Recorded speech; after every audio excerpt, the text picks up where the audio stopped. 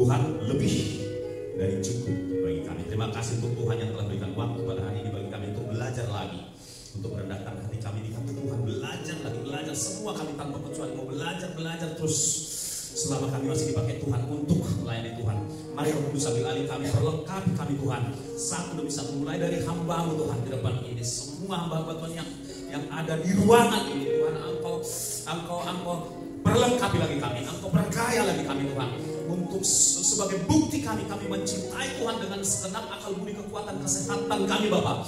Urapi kami semuanya dari awal pertengahan akhirnya, dan sungguh pengharapan kami Tuhan, kami tidak sekedar dipuaskan dengan logos, dengan pengetahuan firman Tuhan, tapi sungguh-sungguh Roh Tuhan mengerjakan sesuatu yang baru, yang dalam, yang kuat di dalam hidup setiap kami, sehingga mulai per hari ini Tuhan, oh haleluya, kapasitas kami Tuhan diperbesar, ketajaman roh kami Tuhan, oh dipertajam Tuhan, dan roh kami semakin menyala-nyala melayani Tuhan, melayani umat Tuhan, mengerjakan apa yang Tuhan agendakan bagi hidup kami Tuhan. Terima kasih untuk hamba-hamba Tuhan yang sudah kumpul di tempat ini. Bila masih ada di tengah jalan, biarlah Tuhan yang menghantar dengan selamat tak kurang suatu apapun. Hamba-Mu yang tidak ada apa-apanya Tuhan, tolong dia, mampukan dia berdiri dan pakai mulut bibir hamba-Mu, kuduskan hidup hamba-Mu untuk menjadi perpanjangan lidah Allah. Terima kasih Tuhan, apabila ada kuasa gelap di daerah ini, kami sehati, kami ikat, kami tolak, kami patahkan dalam nama Yesus, dan hanya Roh Allah, bahkan gereja Tuhanlah yang berdaulat di tempat ini. Haleluya. Terima kasih Bapa di surga. Sekali lagi Tuhan, kami akan pulang dari tempat ini nanti dengan bersukacita, bersukaria, karena roh kami kembali dibakar oleh firman Tuhan, kebenaran Tuhan. Terima kasih, dan kami siap menjadi berkat di luar sana juga di dalam ini. Demi nama Tuhan Yesus Kristus kami serahkan sekolah kami ini, pelajaran kami ke dalam tangan-Mu, dan nama Tuhan saja dipermuliakan. Haleluya. Kita yang siap melakukan firman Tuhan dengan bersukacita, kita sama-sama katakan amin. Saya akan duduk Bapak Ibu Saudara. Siap. Baik, tanggal berapa sekarang ya? Udahlah, selamat terbang ya, selamat terbang Cina jadinya. Ya, apa-apa. Apa kabar Bapak Ibu Saudara semua? Terus terang, kami sangat bersukacita Bapak Ibu Saudara, bangga juga, ya kan? Kami diminta menyampaikan firman Tuhan hari ini. Padahal di tempat ini banyak hamba-hamba Tuhan yang sudah dipakai Tuhan dengan mumpuni. Ada gembala kita, ada wakil gembala, ada pekerja, ada Pak Marconi, ada ya banyak hamba Tuhan di sini. Mana Pak Sulaiman ya kan, Pak Samosir luar biasa, Pak Ginti. Tapi ya itulah, bagi kami ini kasih karunia Tuhan kalau kami boleh berjumpa lagi dengan Bapak Ibu Saudara dan berbagi di tempat ini. Bukan karena kami lebih pintar, enggak juga. Tapi terima kasih karena Tuhan, kami menyambutnya dengan penuh kerendahan hati, dan pastilah apa yang disampaikan ini tidak sempurna dari diri saya, firman Tuhannya yang sempurna. Baik Bapak Ibu Saudara, kita pastikan hati kita benar-benar haus akan firman Tuhan. Amin. Kita mengalami terobosan. Puji Tuhan. Oke, maaf Pak Ben sudah hilang lagi, tadi udah ditampilkan. Aduh, udah 4 tahun lebih nggak pernah saya pakai. Jadi kalau pakai laptop, jadi agak apa lagi, belajar dari awal. Di belakang juga bisa. Iya siap. Lihat di sini kalau bisa lebih belakang. Ini kok bisa. Iya, nggak apa-apa sih. Baiklah saudaraku. Oh, puji Tuhan. Ya, makasih Pak Gembala. Nggak sempat salam-salam tadi ya. Iya, saya suka cerita Pak. Dia udah suka ceritain kalau saya kesini karena ini keluarga saya juga, tetangga. Oke, puji Tuhan. Ya, saya memberi tema saya atau Roh Kudus ya, soalnya saya waktu persiapan itu terus apa yang pas, dan sepertinya saya dituntun kepada kata demi kata yang ada di tema kita ini, yaitu 6 penghambat yang harus dihindarkan untuk menjadi hamba Tuhan pemenang. Dan Bapak Ibu Saudara, semua kita ingin menjadi hamba Tuhan yang luar biasa, kan begitu, nggak biasa-biasa. Sayang dong, kita udah ikut Tuhan sungguh-sungguh ya kan, sekian tahun ya kan, tapi hanya jadi hamba Tuhan yang biasa-biasa. Kita kan nggak mau seperti itu ya Bapak Ibu, setuju ya? Kita mau luar biasa menurut takaran yang Tuhan berikan kepada kita masing-masing, kan begitu. Itu yang kita rindukan. Selain semangat kita ya kan, janganlah hendaknya kerajinanmu kendor, hendaklah rohmu menyala-nyala dan layanilah Tuhan. Itu dalam pengertian yang maksimal Bapak Ibu Saudara. Kita mau semua seperti itu, tapi kadang-kadang ada hal-hal yang tak kita sadari yang membuat kita tersendat, tidak maksimal, kan begitu. Kalau yang namanya gelombang kadang drop itu biasa. Drop sedikit terus naik lagi itu biasa, itu grafik untuk naik nggak masalah. Tapi yang jadi masalah ketika orang ada sampai tergeletak secara rohani, itu yang kita tidak mau sampai terjadi dalam pengiringan kita kepada Tuhan. Setuju ya? Itu jadi biarlah kiranya mulai hari ini kita betul-betul naik terus dari grafiknya. Kalaupun turun dia turun dikit tapi naik lagi, turun dikit naik lagi, turun dikit naik lagi, begitu saudara-saudara, dan maksimal sehingga kita menjadi hamba Tuhan pemenang. Boleh kita sama-sama ucapkan dulu pemenang. Pemenang dalam keseharian, kan begitu saudara-saudara. Dan saya mendapat rema dari kata pemenang ini bahwa selain dalam keseharian kita urusan-urusan kecil kita pemenang, tapi arti pemenang itu berarti sesuatu yang mencapai garis akhir dan akhirnya keluar menjadi juara, menjadi pemenang dalam pertandingan iman kita. Itu artinya yang saya dapatkan dan saya bagikan sekarang kepada Bapak Ibu sekarang. Pemenang, katakan. Pemenang. Sebab kalau dia berhenti di tengah jalan, dia bukan pemenang, kan begitu.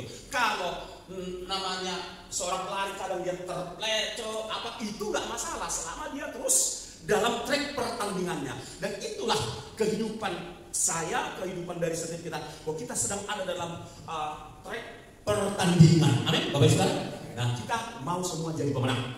Meski kita nggak harus sama satu dengan yang lain, kan begitu, nggak harus sama, nggak harus serupa kita.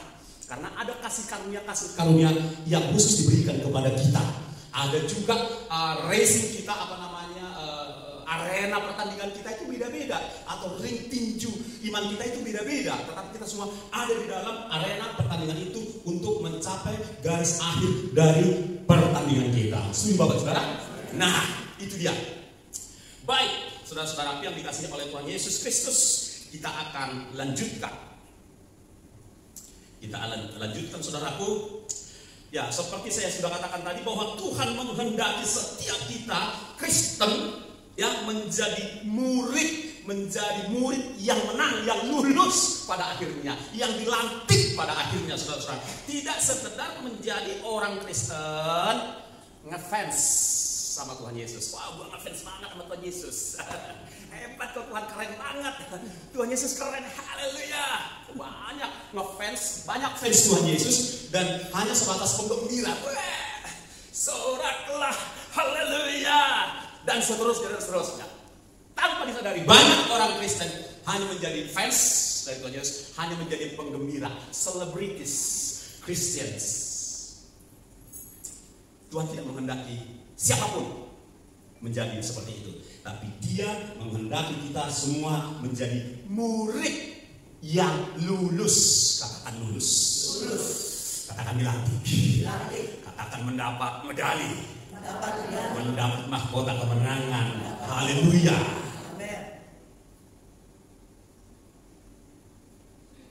Saya coba teliti tadi malam, ternyata kata murid ini harus kita bangun dulu pondasinya ini. Dari sini kita nanti akan take off. 316 kali kata murid di seluruh perjanjian baru. Wah, berarti betapa pentingnya. Kristen cuma 6 kali, saudaraku. Kristen cuma 6 kali selama perjanjian baru. Tapi murid 316 kali.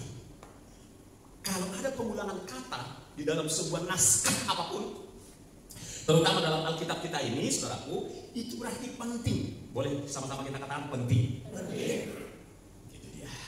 Murid, bahasa Inggrisnya disciple. Kita masuk studi kata dulu.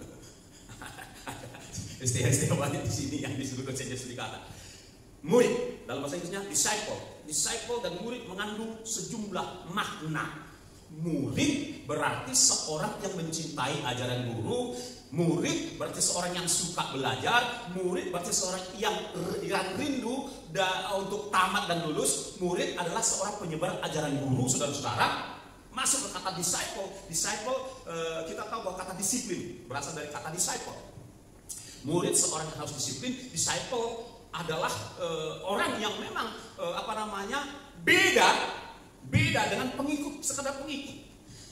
Jadi kalau kita perhatikan, Tuhan Yesus selalu menggunakan kata murid. Jika engkau tidak begini, kau tidak patut menjadi muridku. Jadi ada kualitas khusus dari murid, daripada pengikut, daripada followers, kan begitu ya. Sekarang ini kan zamannya, kamu follow dia enggak? Ya, gue juga follow dia. Enggak sekedar banyak followersnya, enggak sekedar banyak subscribernya, saudara-saudara. Tetapi murid punya kualitas khusus, katakan kualitas khusus. Dan Tuhan Yesus memang menghendaki setiap bapak ibu saudaraku di sini mulai baris depan sampai belakang dikehendaki Tuhan menjadi murid, katakan murid. Murid, nggak sekedar pengikut, nggak sekedar orang Kristen, tetapi murid itu benar-benar pengikut yang sepenuh hidupnya. Katakan sepenuh hidup. Sepenuh hidup. Itulah saudara dan saya. Haleluya. Puji Tuhan. Baik. Nah, ada 6 penghambat yang harus saya hindari untuk saya menjadi hamba Tuhan pemenang. Saya tidak katakan hamba Tuhan yang dahsyat, karena kalau dahsyat tidak menang sia-sia. Maka saya merasa dipimpin untuk menggunakan kata ini saja. Pemenang terukur dia, bisa diukur. Kalau dahsyat nggak bisa diukur. Kalau hanya dahsyat, tapi kalau pemenang udah pasti dilulus. Itu dia kata-kata yang sesederhana itu dia. Itulah Bapak Ibu Saudara, doa kami tapi kerinduan Tuhan bagi saudara, bukan hanya saudara, bagiku juga, supaya aku menjadi hamba Tuhan. Nah, untuk itu saya perlu menghindari sejumlah hal, sebenarnya mungkin lebih dari 6 hal, tapi kita perlu menghindari Bapak Ibu Saudara sejumlah hal, yaitu yang menghambat kita. Yang pertama adalah salah motivasi melayani. Sekarang giliran kita buka Alkitab. Oke, kita buka Alkitabnya, kita berperkara dengan kebenaran, kita beracara dengan kebenaran ini. Kita buka dari Matius 20 ayat 25 hingga 28. Matius. Haleluya. Dan mohon kesediaan dari Bapak Ibu Saudara untuk membacakannya. 20 ayat yang ke-25. Oh, haleluya. Demikian firman Tuhan. Ya. Tetapi Yesus memanggil mereka lalu berkata, kamu tahu bahwa pemerintah bangsa-bangsa memerintah rakyatnya dengan tangan besi, ya. Dan pembesar-pembesar menjalankan kuasanya dengan keras atas mereka. Ya. Tidaklah demikian di antara kamu. Ya. Barang siapa ingin menjadi besar di antara kamu, hendaklah ia menjadi pelayanmu. Dan barang siapa ingin menjadi terkemuka di antara kamu, hendaklah ia menjadi hambamu. Sama seperti anak manusia datang bukan untuk dilayani, melainkan untuk melayani, dan untuk memberikan nyawanya menjadi tebusan bagi banyak orang. Terima kasih Pak Gembala. Yuk kita sama-sama cerna baik-baik kenapa Tuhan Yesus menyampaikan ini. Kalau kita simak di ayat yang ke-21 gini loh ceritanya Bapak Ibu Saudara. Maka datanglah ibu anak-anak Zebedeus serta anak-anaknya itu kepada Yesus, lalu sujud di hadapannya untuk meminta sesuatu kepadanya. Kata Yesus, apa yang engkau kehendaki? Jawabnya, berilah perintah supaya kedua anakku ini boleh duduk kelak di dalam kerajaanmu, seorang di sebelah kanan, seorang di sebelah kiri. Tetapi Yesus menjawab katanya, kamu tidak tahu apa yang kamu minta, dan seterusnya. Artinya ibu ini motivasinya menyerahkan anaknya untuk menjadi murid Kristus salah. Dia memainkan nepotisme karena ini sepupunya Maria, ibu ini. Kan begitu. Selain soal nepotisme, tapi sebagai pribadi lebih pas. Sebagai pribadi, sebagai orang Kristen, ibu ini punya motivasi untuk anaknya melayani Tuhan. Andai kata Tuhan Yesus mengindahkan motivasi ibu ini untuk anaknya, maka Yesus melakukan kesalahan. Dia mentolerir motivasi yang tidak benar. Tapi Yesus, sang kebenaran itu sendiri, meluruskan ibu ini. Ibu, yang kau minta itu kau gak ngerti. Memang dia tidak bilang langsung motivasiku salah. Enggak. Gak langsung dia bilang itu. Kau gak ngerti, kalau kau minta itu ada konsekuensinya, ada risikonya. Kan begitu. Itu yang Tuhan Yesus kemukakan. Tapi sekaligus Tuhan Yesus meluruskan konsep ibu ini, meluruskan konsep semua pengikut itu, bahwa yang seperti itu salah, itu gaya dunia. Kalau di gaya dunia sampai menggunakan tangan besi, jangankan menggunakan siku. Kan kalau di dunia untuk ambil posisi kan siku. Kalau ini besi. Jadi besi. Itu dunia. Kata Tuhan Yesus seperti yang telah dibacakan tadi. Itu dunia itu, Bu. Kalau dalam kerajaanku nggak aci yang begitu, nggak boleh. Harus benar motivasinya. Itulah yang disampaikan oleh Tuhan Yesus tadi, Bapak Ibu Saudari. Jadi motivasi melayani, kalau salah maka terhambat kita bertumbuh dengan maksimal, terhambat kita untuk menjadi pemenang. Setuju Bapak Ibu Saudara? Setuju ya? Itu dia. Jadi bagi kita sekarang, kalau dulu itu murid-muridnya yang dikoreksi dan diluruskan oleh Tuhan Yesus. Nah, sekarang giliran kita juga yang harus mengoreksi motivasi kita. Tadi saya memang karena ada faktor keterburu-buruan juga, tadi malam saya sudah meminta kepada kita supaya kita menyiapkan pulpen dan catatan untuk pribadi saja, untuk nanti kita serahkan kepada Tuhan, tidak perlu dilihat oleh orang lain. Bila mana ada motivasi kita yang keliru, selalu kita catat semua. Kalau bisa difasilitasi, ya jadi maksud saya kita catat sekarang motivasi yang salah dari hidup kita.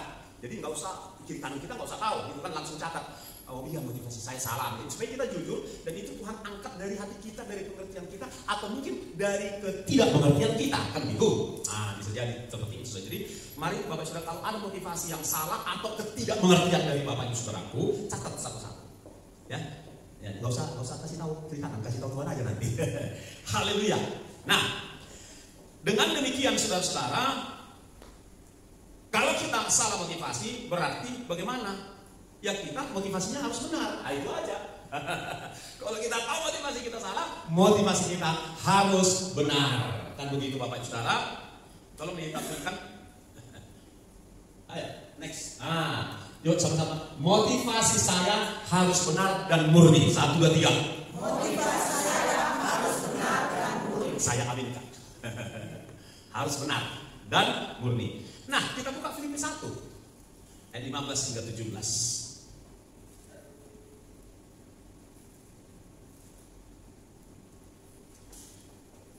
Boleh bergantian ya supaya kita semua aktif membacakannya dari ayat 15 hingga 17. Silakan ibu, seorang suara ibu juga boleh ya. Wanita, silakan dengan suara yang paling kencang. Ada orang yang memberitakan Kristus karena dengki dan perselisihan, ya. Tetapi ada pula yang memberitakannya dengan maksud baik. Ya. Mereka ini memberitakan Kristus karena kasih, sebab mereka tahu bahwa aku ada di sini untuk membela Injil. Ya. Tetapi yang lain karena kepentingan sendiri dan dengan maksud yang tidak ikhlas. Ya. Sangkanya dengan demikian mereka memperberat bebanku dalam penjara. Iya, terima kasih. Jadi di zaman Paulus, di zaman Yesus tadi juga ya.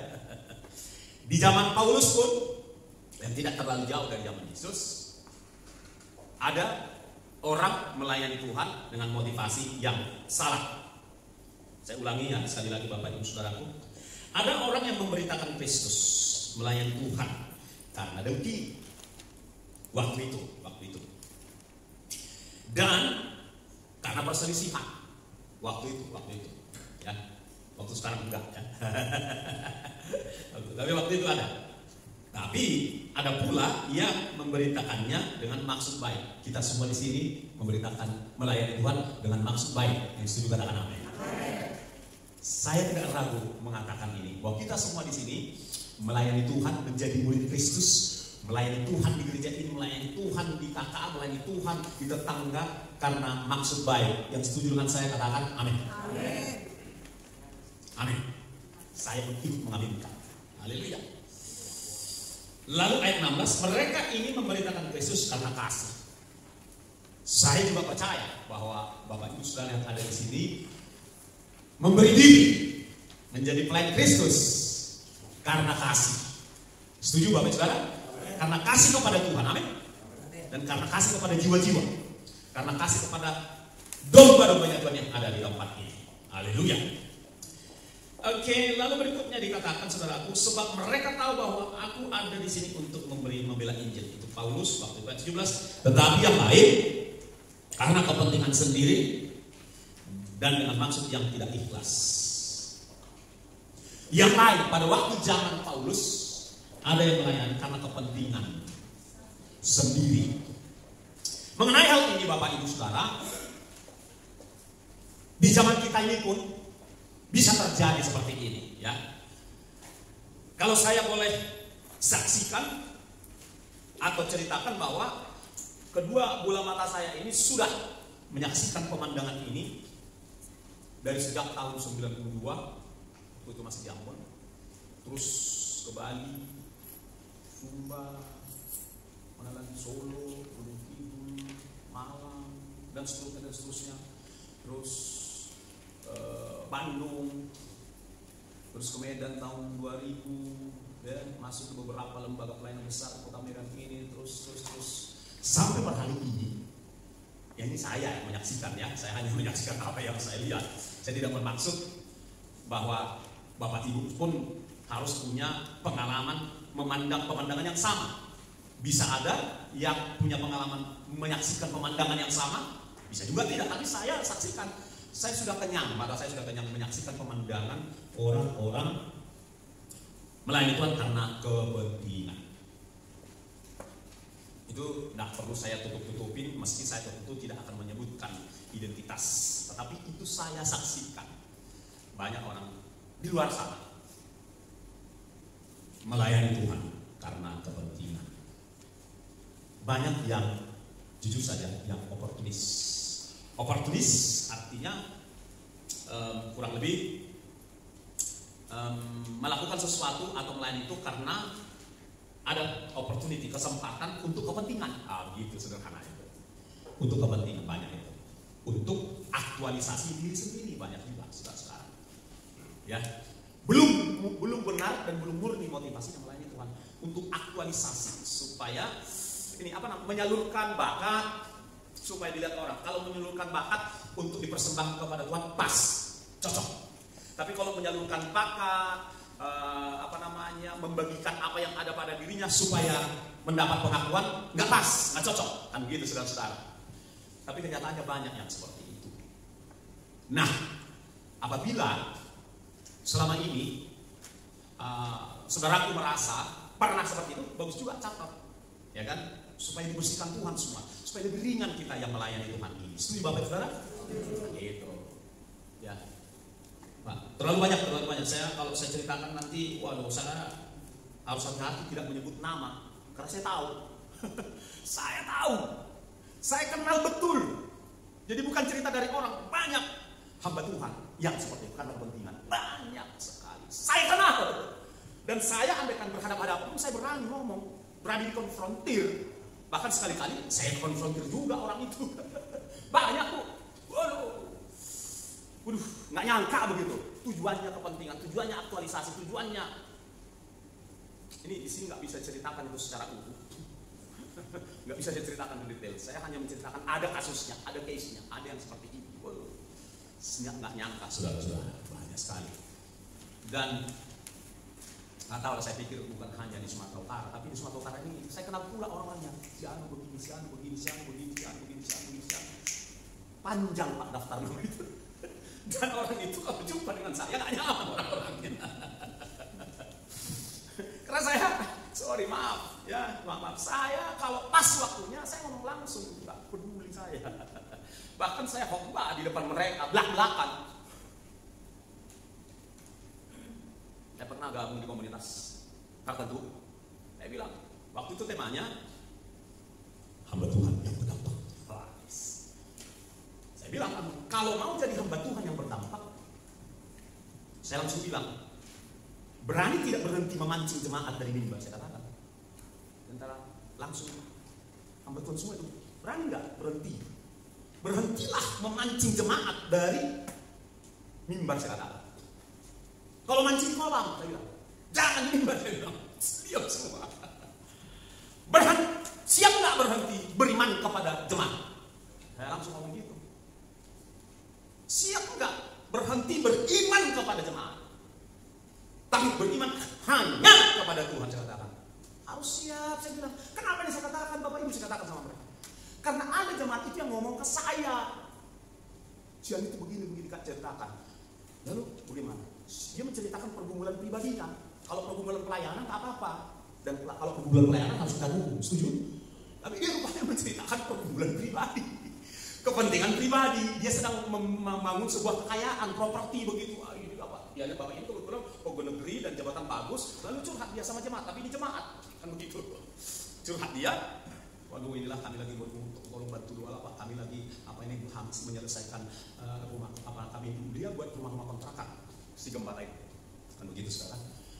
Lalu ini jemaat yang model berterus terang pula, loh Bapak hamba Tuhan, saya jemaat. Yang saya tahu kalau jemaat punya masalah datang ke hamba Tuhan curhat, sekarang terbalik, Bapak yang datang kepada saya, kata ini teman saya ini terbalik ini Pak, kata. Akhirnya diam dia nggak diteruskannya. Saya sampaikanlah itu kepada kumpulan hamba Tuhan tadi.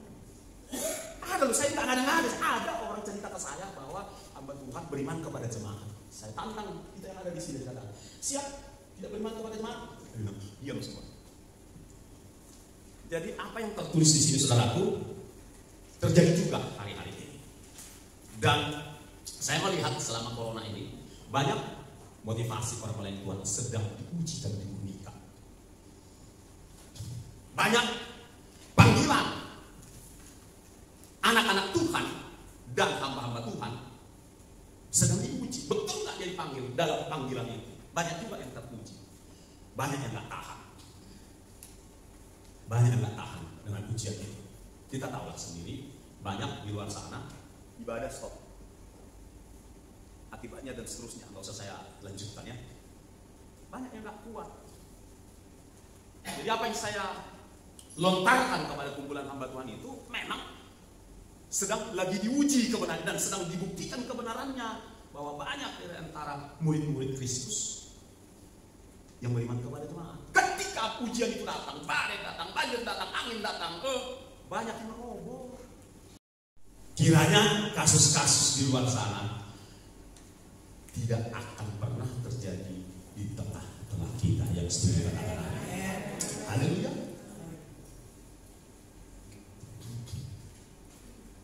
Lalu apa kasih mode ya? Oke, good, thank you. Ayat 17 tadi, tetapi yang lain karena kepentingan sendiri dan karena maksud yang tidak ikhlas tergenapi kok sekarang Bapak juga. Puji Tuhan lah, ya. Kita semua di tempat ini adalah orang-orang yang sudah sama-sama melewati masa 2 tahun krisis 2 tahun terakhir ini, dan kita semua meski mungkin ada juga yang sedikit terseok tapi tetap lurus dan lulus hingga ada di ruangan ini hari ini. Haleluya. Amin. Kami juga ingin bersaksi, saudara. Kami kan, ini saya bukan curhat ya. Kami kan pegawai negeri bukan Pak. Inti kami bukan pegawai negeri. Pak Markus, kami bukan pegawai sestu juga.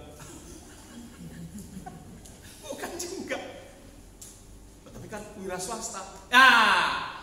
Istri saya punya bakat di situ. Kalau itu saya promosikan.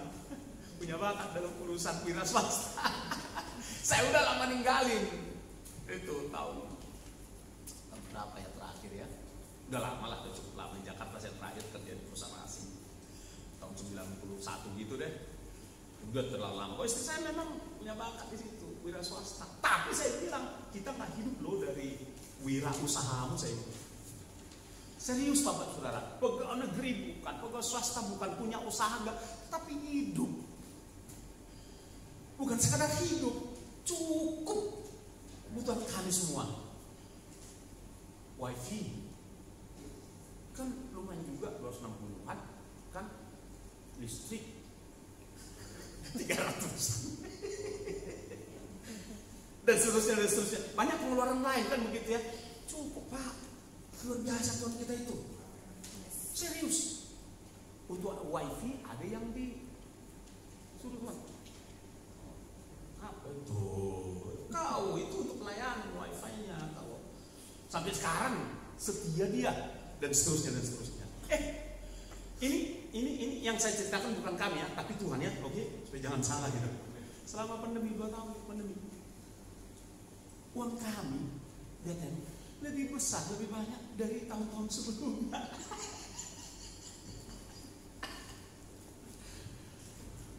Kebutuhan di rumah, Bu, lebih banyak dari tahun-tahun. Kadang-kadang bisa ya apa, yang 10 kiloan, 3 apa gitu. Beras. Ya udah. Iyalah, oke, setuju ya. Kami salurkan gitu kan. Gitu-gitulah. Maksud saya di sana, Bapak Ibu Saudara, sekalian lah ya, sekalian khotbah ya, teman tadi kan ngajar. Saya sisipkan khotbah sedikit.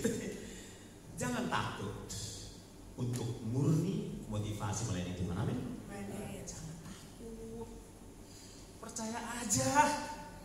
Jangan berharap sama orang. Amin, saudaraku. 100% aja berharap sama dia. Kami cuma doa, pujian penyembahan, tiap hari. Luar biasa kali Tuhan Yesus itu, Pak. Mungkin dalam hati Bapak Ibu ada yang bilang, aku alami. Amin lah. Amin. Pak Pendeta lebih dari itu dong, alami. Berkat Tuhan. Amin. Saya pun senang mendengarnya. Amin. Tepuk tanganlah untuk Tuhan. Serius. Ini saya harus cerita karena nama Tuhan dipermuliakan. Baru-baru ini ada teman baik, boleh saya anggap saudara, bahwa ya kan udah 2 kali, 3 kali telepon 2 kali, tapi saya nggak ngeh.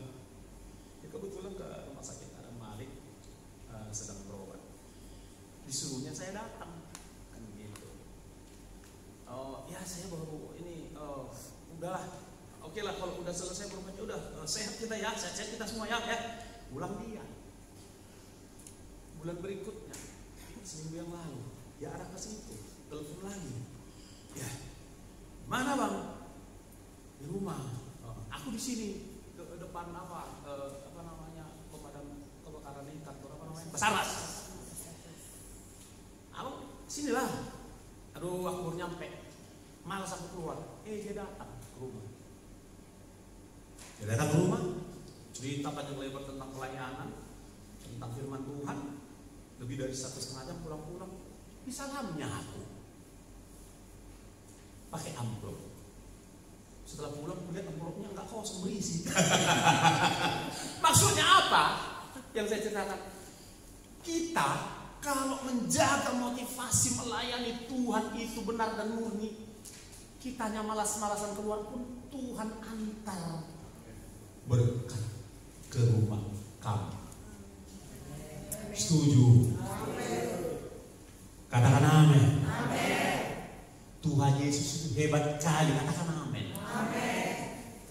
Motivasi murni dan benar. Berikutnya, harus agak kebut ini.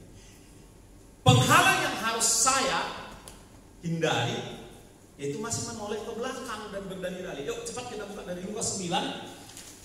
Ya, Lukas 9 ayat 62. Boleh dibantu saya biar cepat. Lukas 6 ya, Lukas 9 ayat 62. Firman Tuhan. Ya. Tetapi Yesus berkata, setiap orang yang siap untuk membajak tetapi menoleh ke belakang tidak layak untuk kerajaan Allah. Boleh baca 3 ayat ke atas dulu Pak Stangga. Pas bolong, ini Stangga bolong ini kayak kembar siap. Lalu ia berkata kepada seorang lain, ikutlah aku. Tetapi orang itu berkata, izinkanlah aku pergi dahulu menghiburkan bapakku. Menoleh ke belakang berdalih-dalih terus.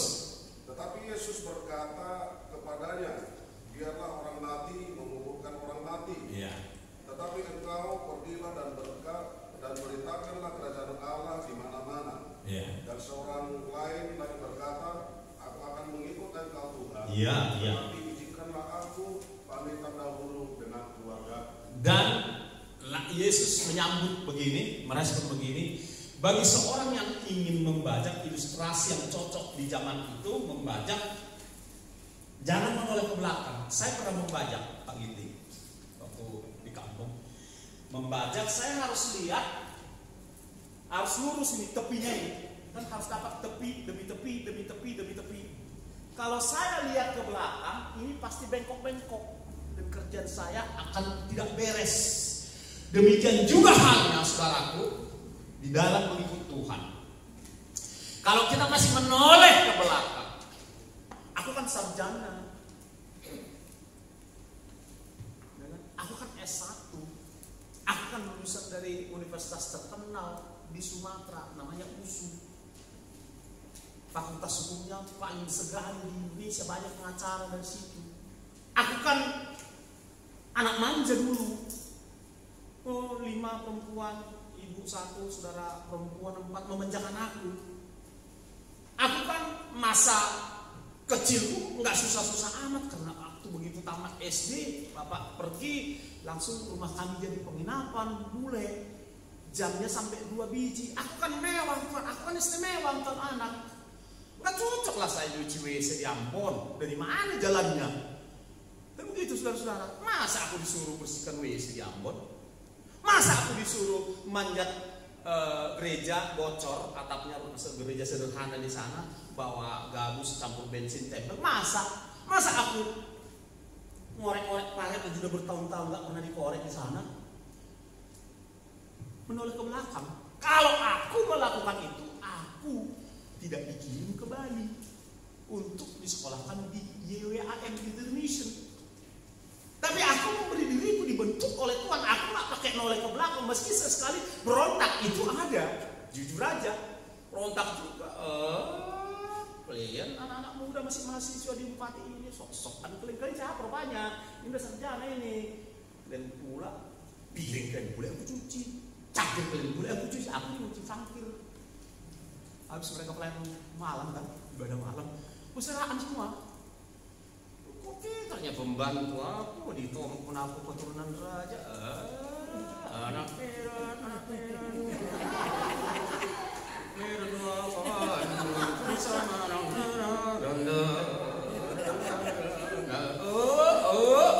ada juga. Tapi aku sadar, nggak boleh nih. Slow kau Gi, kata Tuhan.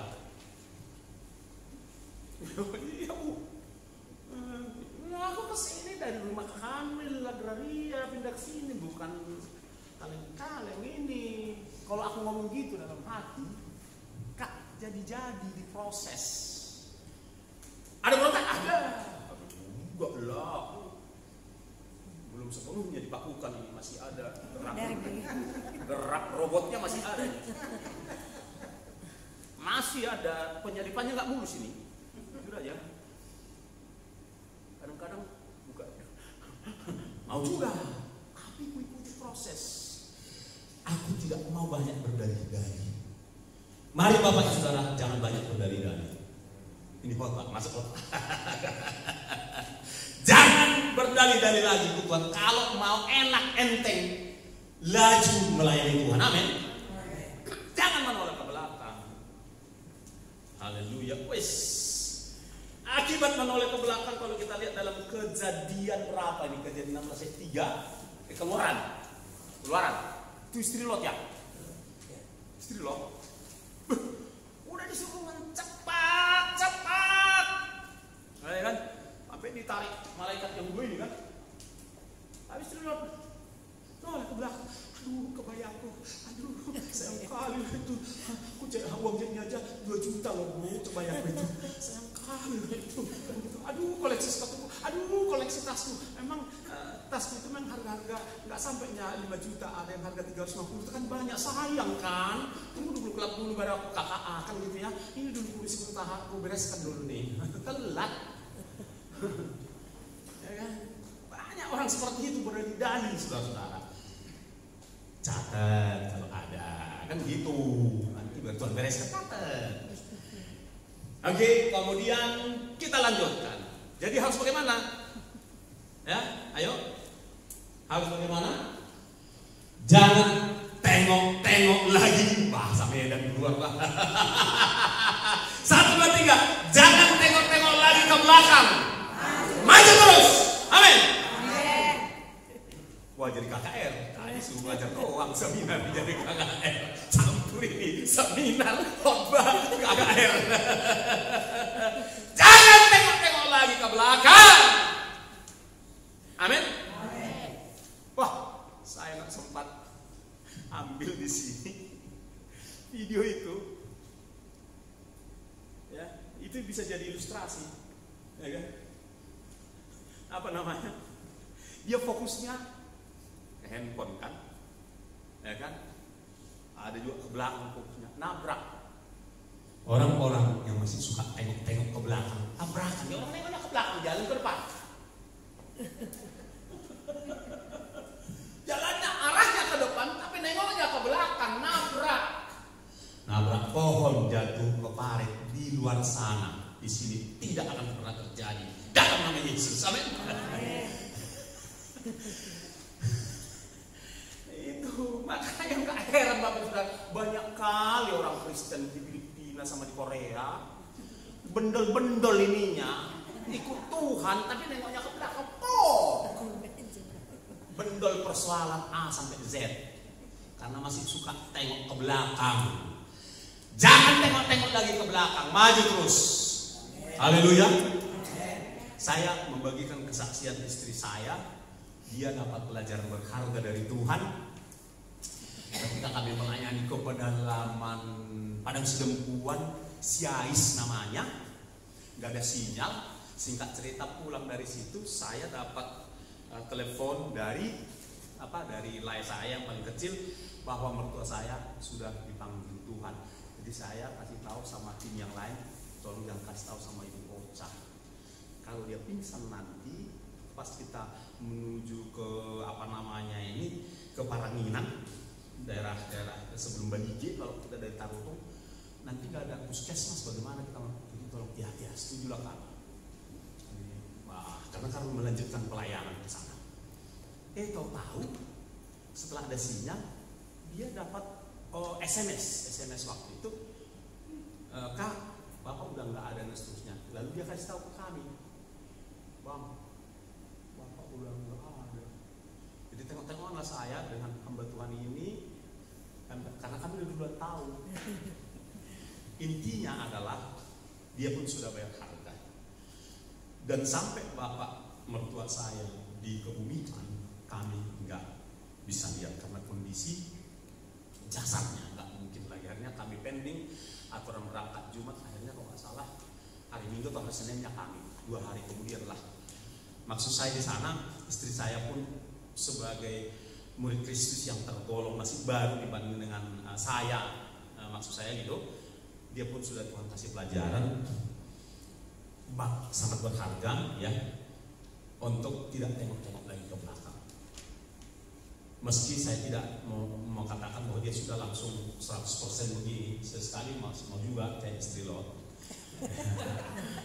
Ibu-ibu dalam hati saya, ya kan, kadang-kadang pas mau pelayanan, aduh, lupa apa namanya itu, bulu makan, lupa eyeshadow, lupa apa tuh pelapis pertama di sebelum blush on, foundation.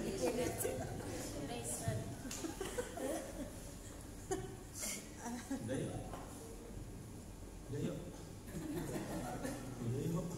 Nanti kalau keluar volume beda, kau katanya pulang kan. Rame. Jadi saya ingin bersaksi jujur, dia sudah pernah punya pengalaman untuk tidak tengok-tengok belakang, tapi kadang-kadang masih mau juga tengok-tengok belakang. Aku sarjana dari Unpar, bilang dalam hati, aku dari USI, itu swasta, aku negeri. Kalau sarjana aku bilang dia S2, aku serahkan sama Tuhan semua dalam hatiku. Dan seterusnya. Maju terus Bapak Saudara, amin. Yang ketiga yang perlu kita halangi, silakan. 1, 2, 3. Tidak mau pikul salib dan sangkal diri. Ini penghalang. Tidak ada pilihan Bapak Ibu Saudara. Tidak ada pilihan, kita harus mau pikul salib, bahkan disalibkan Katakan disalibkan. Sama seperti pengakuan Paulus bahwa aku sudah disalibkan bersama-sama dengan Kristus. Jadi benar-benar kita ini harus disalibkan.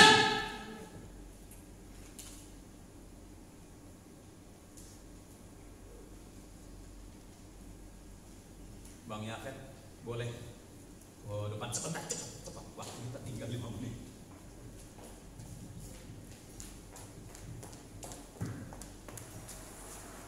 Ini salib. Tolong tersalib.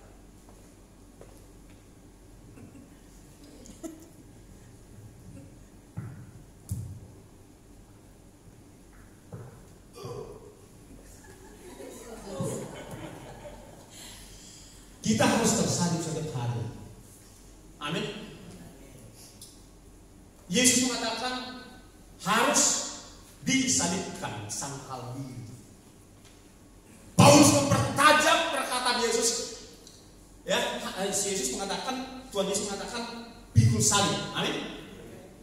Sangkal diri. Tapi Paulus mempertajam harus disalibkan. Aku sudah tersalib bersama-sama dengan Kristus.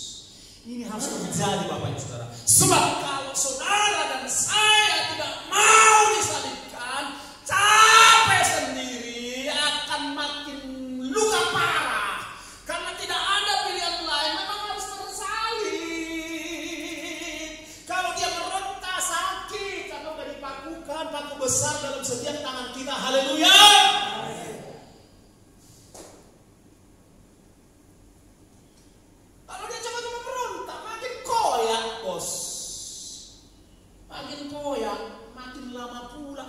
Daging ini. Haleluya. Nanti kita praktekkan semua. Kita semua tersalib. Kita untuk simulasi tersalib. Daging kita ini harus tersalib. Setuju Bapak Saudara? Terima kasih. Kita baca sebentar teman-teman karena waktunya udah hampir pas. Matius 10, silakan boleh gantian. Ya, Matius 10 Saudara ayat 39, ayat 37 hingga 39. Barang siapa mengasihi bapa atau ibunya lebih daripadaku, ya, dia tidak layak bagiku. Ya. Dan barang siapa mengasihi anaknya laki-laki atau perempuan lebih daripadaku, ia tidak layak bagiku. Ya. Barang siapa tidak memikul salibnya dan mengikut aku, ya, dia tidak layak bagiku. Ya. Barang siapa mempertahankan nyawanya, ia akan kehilangan nyawanya. Ya. Dan barang siapa kehilangan nyawanya karena aku, ya, ia akan memperolehnya. Iya. Bapak Ibu Saudara perhatikan, ini Tuhan Yesus makin serius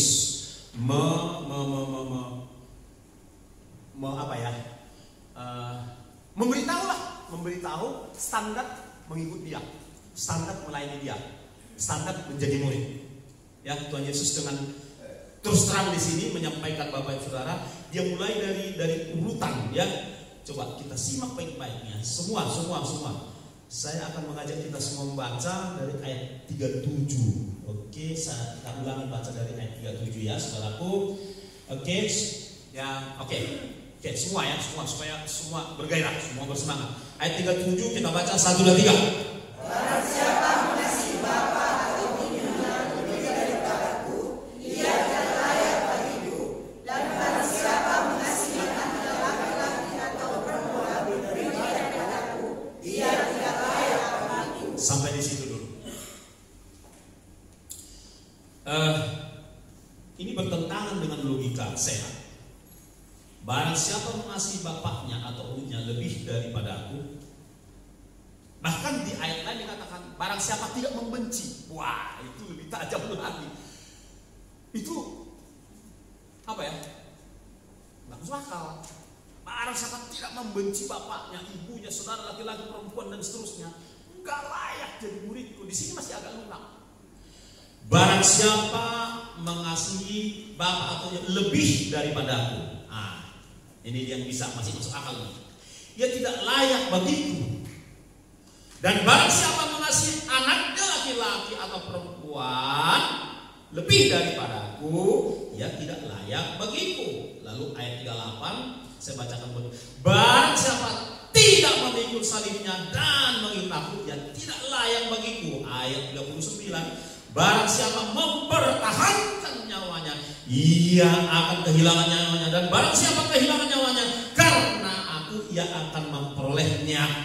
Saudara, ini standar berat. Harus membenci Bapa kalau dia menghalangi aku mengasihi Tuhan lebih dari segalanya. Harus membenci ibu, harus membenci sanak saudara laki perempuan, bahkan anak-anak dan seterusnya, bahkan istri. Ini kalau kita terapkan secara utuh dalam rumah tangga, kalau istri lebih mengasihi Tuhan daripada suami, suami pasti, kau kerja mana kau? Itu di logik. Kok bapak nanya lagi? Itu kerja apa itu? Sesat itu. Tengok kau, banyak kali doang. Tengok kau, habis waktu membaca Alkitab. Tengok kau, sesat kurasa gereja kalian itu ya. Atau sebaliknya, suami totalitas melayani Tuhan, mencintai Tuhan dengan segenap akal, budi, pikiran, jiwa dan kekuatan tubuh. Istrinya kan, mana nih beras gak habis ini, tinggal satu. Mana uangnya? Dan seterusnya dan seterusnya. Ini bisa menjadi masalah, pemicu pertengkaran. Tetapi kalau suami istri sama-sama memahami ini dengan benar, maka tidak akan ada pertengkaran. Suami akan topang istri di rumah dan di pelayanan, istri akan topang suami di rumah dan di pelayanan, sama-sama menopang. Dan kalau itu kita lakukan, maka kita semua akan happy. Haleluya. Karena ringan beban kita. Karena kita tahu suami kita melayani Tuhan. Jadi istri harus merasa pemilik pelayanan itu. Amin.